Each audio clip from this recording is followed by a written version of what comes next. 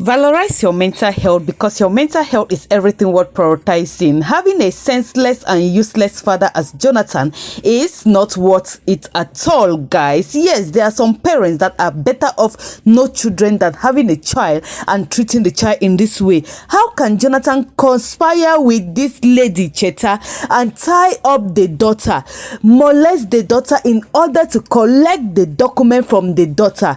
I blame Clara here because Clara was not supposed to have given this child the original documents to go and keep in that house. Knowing that she is 16 years old, they would have given her the photocopy of this document and take the originals along with them, or keep it with the lawyer or with the bank, not with this child. Knowing the kind of father this child is having, this is just so sad to see, guys. Now that they have taken this document from her, what are they going to do next? This child was inside her room, and Emeka, as you hear, told Jonathan to do everything possible, and Cheta is saying to take those documents from this child.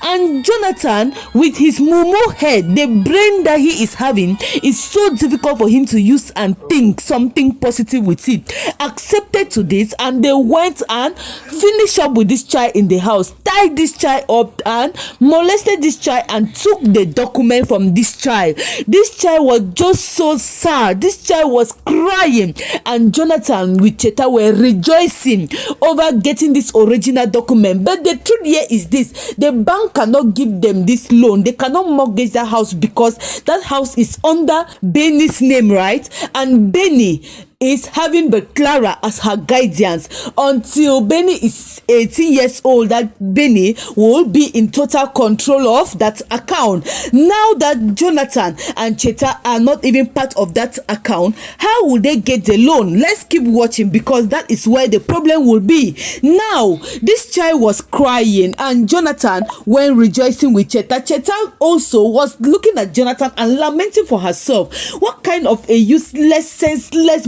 brainless man is this, that when Debbie told her that Jonathan doesn't reason at all, she thought Debbie was exaggerating. But now she has seen things for herself, that this guy cannot even reason even for 1 minute. In fact, his brain kicks like that of a 3-year-old child. And that is how she was laughing and saying that, oh, Jonathan, henceforth you will be homeless together with that your useless daughter.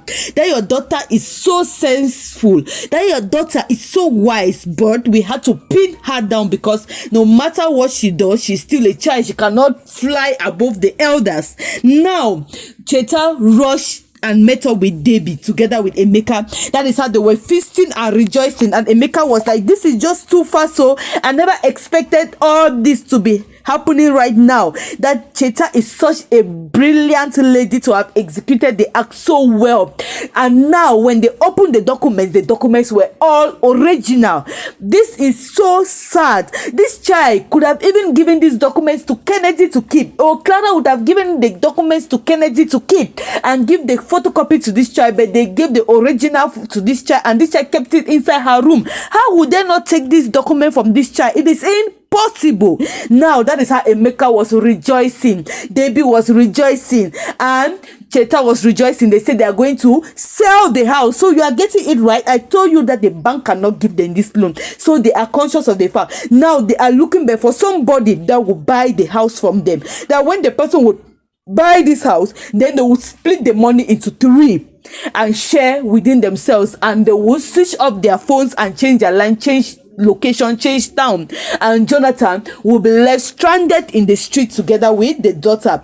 But one more thing, Emeka now told Cheta that Jonathan is still having one more land that was secured by Clara when Clara was still in Jonathan's house, that they need to get the properties of that land as well, but that land is under Jonathan's name, so there is no problem with that. And Cheta said, trust me, I'm going to get it. Am I not his woman? Anything I ask of this guy, he gives to me. This guy doesn't reason one bit. I am the one that does the reasoning for him. So do not bother. I am going to deliver this one sharp. And they were like, okay, that when you get the land, then we are done with Big Joe. Guys, how can a human being be this senseless? Now, Jonathan had to untie the child, and Benny was so devastated she ran off the house, and Jonathan tried to follow her up, but Jonathan could not get her. That is how she left. When she left, she was just going and wandering in the street. You know that kind of frustration, right? She is frustrated knowing that her only property given to her by her mother was taken away from her by Jonathan. Because of who? Because of that serpent called Cheta of a wife. And now Cheta now returned home and met up with Jonathan. That is how they were rejoicing with each other. Cheta brought one fake documents from the bank and presented it to Jonathan that she's coming from the bank. Meanwhile, she's coming from Emeka and Debbie's place. That the bank said that there is no problem, that they are going to take the documents and go with it to the higher authority of the land office and check to see if the documents are authentic. Then they will now loan them the money. That is how Jonathan was happy, and Jonathan will bounce back big and better. That is how they were rejoicing, embracing each other, bouncing on the bed, screaming. And Big Joe was like, I can't wait to be that Big Joe again. Big Joe, plenty money, that people will bow and worship me. That is Big Joe speaking. Oh yeah, the kind of mentality that Big Joe is having. Not even for the benefits of others, but for people to bow down and worship him. Cheta laughed in her heart and said that, oh, if I will be kind enough to you, I might give you money to even rent one dirty flat with it and stay there with your daughter. But if I'm not kind enough, I'm not going to do it. That's Cheta in her heart to why Big Joe was holding her in his arms. Now, Cheta told Big Joe that it is done, and Big Joe was happy. Now it was late in the night.